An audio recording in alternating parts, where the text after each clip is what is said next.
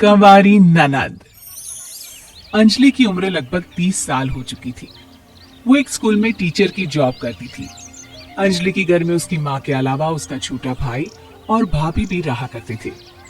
30 साल की उम्र होने के बाद भी अंजलि की अब तक शादी नहीं हुई थी। इस बात को लेकर अंजलि की माँ रुक्मिणी देवी काफी परेशान रहा करती थी। माँ, मैं स्कूल जा रही हूँ, जरा मेरा टिफिन तो दे दीजिए। अब क्या पूरी जिंदगी मैं तुझे टिफिन बना कर देती रहूंगी? अरे कुछ सोचा भी अपने बारे में या बस ऐसे ही? क्या माँ, सुबह सुबह फिर वही बातें लेकर बैठ गई। माँ गलत क्या कह रही है अंजलि दीदी? इतनी उम्र हो चुकी है आपकी, माँ कब तक आपकी सेवा करती रहेंगी?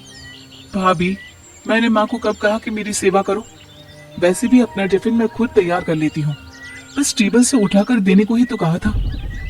वैसे अंजलि दीदी, देखा जाए तो टिफिन उठाकर देने की उम्र तो आपकी है। आपका अपना घर परिवार बच्चे होते तो ये जिम्मेदारी आज आप पूरी कर रही होती। एक बात मेरी समझ में नहीं आती, अगर मेरी शादी नहीं हुई तो इसमें मेरी क्या गलती है? और तुम सब लोग मेरे पीछे क्यों पड़े रहते हो?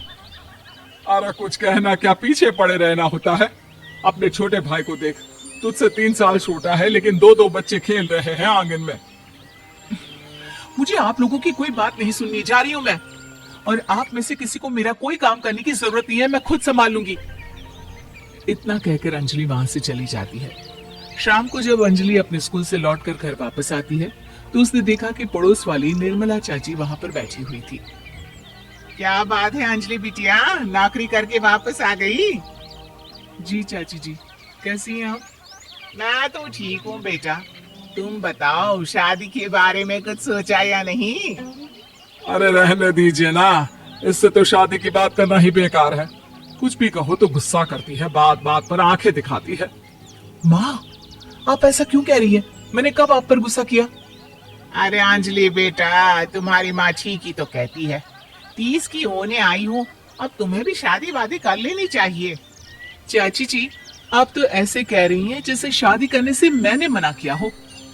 रहने दीजिए निर्मला चाची, हमारी अंजलि दीदी को अभी तक उनकी पसंद का दूल्हा नहीं मिला ना, इसीलिए वो शादी नहीं कर रही। भाभी, ऐसी कोई बात नहीं है। अरे तो फिर क्या बात है? तुम्हारी माँ ने तुम्हारे लिए इतने रिश्ते ढूंढे लेकिन तुम्हें कोई पसंद ही नहीं आता। क्या है ना चाची जी, हमारी ननद रानी नौकरी जो करती है ऐसी ही थोड़ी ना किसी को पसंद कर लेंगी। अरे भाई, नौकरी का घमंड है तो बात अलग है, कोई और बात हो तो बताओ, कोई रास्ता निकाला जाए। नहीं नहीं चाची जी, कोई बात नहीं है, बस मुझे अभी तक अपनी पसंद का कोई मिला नहीं है। सुन लिया आपने? इस लड़की के तो पर निकल आए हैं और इतनी उम्र में अपनी पसंद का कोई मिलेगा भी नहीं इसे। माँ, आप मेरी शादी को लेकर हमेशा मुझे ताने क्यों मारती रहती हैं? अपनी माँ की बातें तो ताने लगती है। ताने हैं? बताओ, मैंने कुछ गलत कहा क्या? देखो, ये सब छोड़ो, मेरी दूर की बुआ का बेटा है, उसकी अभी शादी नहीं हुई है, उम्र होगी कोई 34-35 साल। आप कहें तो बात आगे बढ़ाऊं? अरे हाँ हाँ, क्यों नहीं, ये भी कोई पूछने की बात है। अरे जल्दी से लड़की को यहाँ बुला लो। माँ, आप मुझसे पूछे बिना मेरी शादी की बात करने जा रही हैं, और मेरी उम्र 30 भी पूरी नहीं हुई है। निर्मला चाची कह रही है कि वो लड़का 35 साल का है। अंजलि दीदी, आपको क्या लगता है इस उम्र में कोई फिल्म का हीरो आएगा आपके लिए? देखिए, अब पसंद और नापसंद की बात तो रहने दीजिए, पसंद करने की उम्र तो आपकी निकल चुकी, अब तो जो भी मिले उसी से शादी कर लीजिए, इसी में भलाई है। तेरी भाभी बिल्कुल ठीक कह रही है, अब जैसा रिश्ता मिले उसके लिए हाँ कर देना ताकि हम भी गंगा नहाए। ठीक है, चलिए मैं उस लड़के को कहती हूँ, वो कल ही अंजलि को देखने आ जाएगा। अगले दिन निर्मला चाची की दूर का रिश्तेदार अंजलि को देखने उसके घर आता है। उसका नाम था अजय। अंजलि जी, तो आप नौकरी करती हैं, वो भी स्कूल में? जी हाँ, मैं स्कूल में टीचर हूँ। हमारी बेटी बहुत होशियार है। अरे पढ़ने लिखने में इतनी होशियार है, इसीलिए तो इसकी नौकरी लगी है स्कूल में। हाँ हाँ ठीक है आंटी जी, जरा मुझे भी तो बात करने दीजिए आपकी बेटी से। जी पूछिए ना, क्या पूछना चाहते हैं? अंजलि मैडम, ये तो बताइए कि आपने अभी तक शादी क्यों नहीं की? बस ऐसे ही, कहीं कोई रिश्ता पसंद नहीं आया इसलिए। लेकिन क्या मैं आपसे पूछ सकती हूँ कि आपने शादी क्यों नहीं की? अंजलि, क्या कर रही हो तुम? लड़कियों को इस तरह की बातें नहीं शोभा देती। रहने दीजिए आंटी जी, आपकी बेटी काफी पढ़ी लिखी है, मैं उनके सवाल का जवाब दे ही देता हूँ। वो क्या है ना, मुझे भी अभी तक अपनी पसंद की कोई लड़की नहीं मिली। अच्छा अच्छा, कोई बात नहीं। वैसे आपकी तनख्वाह कितनी है? कितना कमा लेती है महीने का? जी यही कोई 25,000 महीने। बस 25,000? इतने से क्या होता है? इतने से तो आजकल घर भी नहीं चलता। आपके कहने का क्या मतलब है? अरे मैं तो ये सोच कर आया था कि नौकरी वाली लड़की है, आराम से 40,000 कमाती होगी। माफ कीजिएगा, आपका और मेरा रिश्ता नहीं हो सकता। जी कोई बात नहीं, मुझे भी आपके साथ शादी करने में कोई इंटरेस्ट नहीं है। अंजलि, किस तरह की बात कर रही हो? घर आए रिश्ते को ठुकरा रही हो तुम।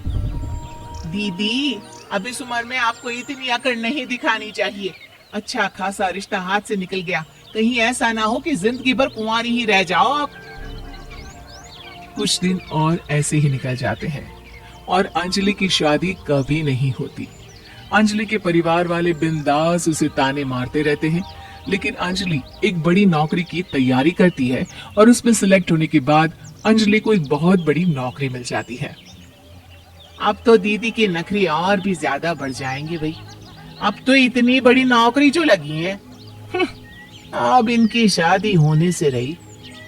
माँ, मुझे नौकरी के लिए दूसरे शहर जाना पड़ेगा। आप जानती हैं ये बहुत बड़ी जॉब है और इसमें पैसे भी बहुत ज्यादा मिलेंगे। अच्छा, कितने पैसे मिलेंगे बेटा? माँ, मुझे हर महीने 90,000 90,000 सैलरी मिलेगी। क्या?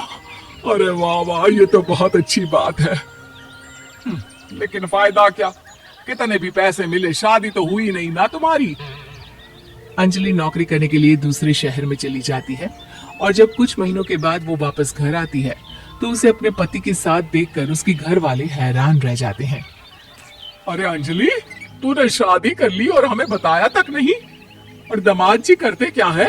इतनी बड़ी कार है उनकी।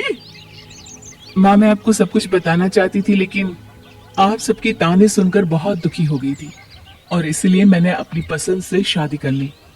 मेरे पति मेरे साथ ही ऑफिस में नौकरी करते हैं और बहुत बड़े अफसर हैं। और एक बात बताऊं माँ, आज मैं बहुत खुश हूँ।